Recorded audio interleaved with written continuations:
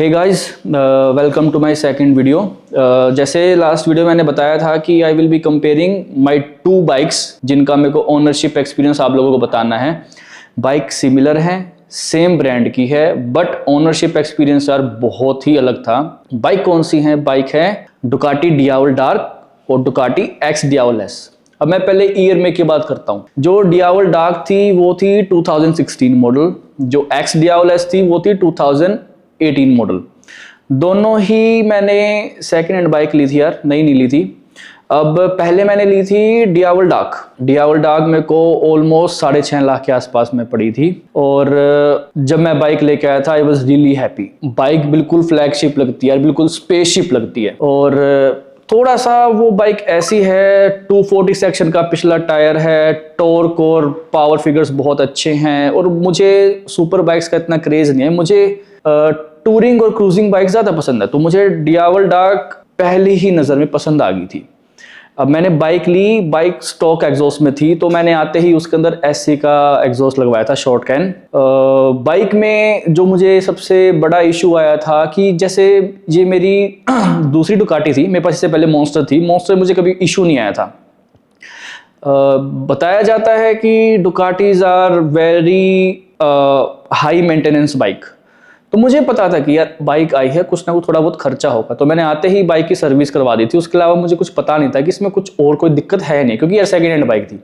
Simple सी बात है, मिलने को सेकेंड हैंड चीज़ आपको कहता कितनी अच्छी मिल जाए, क्या होता किसी में क्या प्रॉब्लम हो। तो मैंने बाइक चलाई, 2-3-4 महीने चलाने के बाद उस बाइक के अंदर स्टार्टिंग इश्यूज आने लग गए। जैसे बाइक सेल्फ बड़ा लेने लग गई थी, एग्जॉस्ट में स्मोक आना शुरू हो गया था। और एक चीज़ और, इसके अंदर क्या था कि ये कीलेस बाइक है, तो ये की को रिकॉग्नाइज करने में टाइम लगाने लगी थी। तो मैंने जैसे चेक करवाई तो इसका जो एंटीना होता है, एंटीना खराब हो रखा था। और एक इसका बटन आता है जो टैंक के ऊपर लगा होता है। सबसे पहले मेरा वो खर्चा लगा यार, एक बटन कितना ही महंगा आ सकता है। इसका बटन चेंज करवाने के लिए मुझे 40,000 रुपये देने पड़े ताकि वो की को रिकॉग्नाइज कर दे, क्योंकि मैं परेशान हो गया था इस बाइक से। अब वो हो गया, उसके बाद बाइक चल रही है। अब इसने हल्का हल्का इंजन ऑयल खाना शुरू कर दिया। सो आई थॉट कि यार क्या पता ये बाइक थोड़ा इंजन ऑयल खाती हो। मैंने हल्का हल्का टॉपअप करवाना शुरू करा, बट उसके बाद मुझे पता चला एक्चुअली इसकी पिस्टन रिंग्स में वियर एंड टियर होना शुरू हो रखा था। अब पिस्टन रिंग्स का यार खर्चा आता है, बहुत बड़ा खर्चा आता है।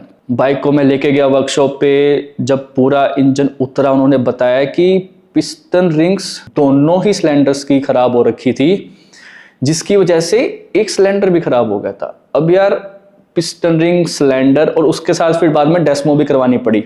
वो मेरा ना करते हुए भी 2.5 से पौने 3 लाख का खर्चा बैठ गया। सोच के देखो, 6-6.5 की बाइक लेने के बाद सबसे पहला खर्चा 60,000, उसके बाद 2.5 से 3 लाख रुपए खर्चा। बहुत पैसे लगाए इस बाइक के ऊपर, जबकि मैं ज्यादा बाइक नहीं चलाई। मैंने ये शायद लिटरली 5 या 6 हज़ार किलोमीटर चलाई थी, उसमें इतने से मेरा खर्चा लगा दिया था। अब उसके बाद भी यार इस बाइक की ना गारंटी नहीं थी कि ये बाइक कहीं और खर्चा ले, तो मैंने इसको टाइमली सेल ऑफ कर दिया।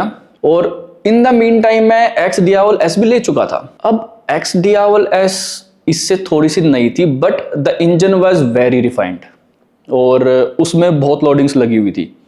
मैं अब तक एक्स डियावल एस को ऑन करता हूँ, मजाक नहीं यार। मैंने सिर्फ ब्रेक पैड्स, टायर सर्विस, उसके अलावा मैंने बाइक पे कोई खर्चा नहीं करा अब तक।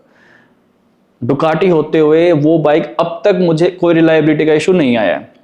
अपार्ट फ्रॉम दैट जो ये इंजन हीट निकालते हैं, जो डियावल डार्क थी उसकी सारी की सारी जो हीट थी थाइस पे आती थी, जबकि एक्स डियावल एस में इतनी अच्छी हीट डिसिपेशन कर रखी है, सारी की सारी अंडर बेली जाती है और थाइस के ऊपर नहीं आती। उसके अलावा इंजन में इतनी अच्छी रिफाइनमेंट है, ज़्यादा वाइब्रेशन नहीं है। और इस बाइक की जो लोडिंग्स है उसकी वजह से बाइक बिल्कुल ही अलग आउटस्टैंड करती है। देखा जाए एक्स डियावल एस उस टाइम पे 25 लाख की आती थी और इसके अंदर 20-25 लाख की लोडिंग लगी हुई है। तो आप खुद सोच के देखो, जितने की बाइक है अगर उतनी ही लोडिंग्स उसमें लगी हुई तो बाइक कैसी लगती होगी। अब अगर मेरे से कोई ये पूछे कि इतनी लोडिंग्स लगाना क्या एक बाइक के ऊपर वर्थ इट है, बिल्कुल वर्थ इट है भाई। वो बिल्कुल ही अलग दिखती है। स्टॉक एक्स डियावल को कंपेयर करें अगर मेरे वाली हैवीली मॉडिफाइड एक्स डियावल के साथ, तो बहुत अलग दिखती है यार, बहुत ज़्यादा प्यारी लगती है। उसके अलावा देखो पावर फिगर्स में शायद 1-2 bhp डियावल डार्क ज़्यादा है एक्स डियावल से। दोनों की ऑलमोस्ट सेम सी पावर फिगर्स है, दोनों की 160 bhp and 127 newton metre of torque same सा है। बट जो एक्स डियावल एस है उसके अंदर थोड़ा सा ना पावर फिगर्स अच्छे लगते हैं, क्योंकि उसके अंदर बेल्ट ड्रिवन है। बेल्ट ड्रिवन में कहीं ना कहीं पावर लॉस कम होता है, जबकि जो डियावल डार्क थी उसमें चेन स्प्रोकेट वाला सिस्टम था, तो उसमें हल्का सा पावर लॉस ज़्यादा होता है और मेंटेनेंस ज़्यादा होती है, बार बार ल्यूब और क्लीनिंग वगैरह करवाओ। तो अभी मेरे पास एट प्रेजेंट एक्स डियावल एस है, मुझे 1.5 साल हो चुका है and I am really happy with the bike. इसके अलावा अभी मैं एक प्रोजेक्ट बाइक और लूंगा जिसे मैं रिस्टोर करूंगा, उसको थोड़ा आने में टाइम लगेगा। जब आएगा I will surely give you guys the details कि मैंने कौन सी बाइक ली है, कैसे ली है और उसमें क्या कुछ खर्चा आना है। वो एक प्रोजेक्ट बाइक है। नेक्स्ट वीडियो में ना यार मैं आपको ये बताऊंगा कि ये तो होगी मेरी बाइक, ठीक है। ओनरशिप 2 बाइक्स की मैंने बता दी। अब जो मेरे पास कार्स हैं, मैं आपको नेक्स्ट वीडियो में अपनी कार्स के बारे में बताऊंगा। क्या पता उससे अगले वीडियोस में मैं आपको वो बताऊं जो मेरे पास इससे पहले बाइक रह चुकी है, या फिर मेरा फ्यूचर में प्लान क्या है, कौन सी बाइक लेनी है। बट अभी के लिए इतना ही, और जो मेरा नेक्स्ट वीडियो होगा उसके अंदर मैं आपको अपनी कार्स के बारे में बताऊंगा। बाकी किसी को मेरे से कुछ पूछना हो, कुछ भी क्वेरी वगैरह हो, just feel free to drop a text या फिर मैसेज, DM वगैरह, जिसको जैसे जो भी कन्वीनियंट लगे। Thank you.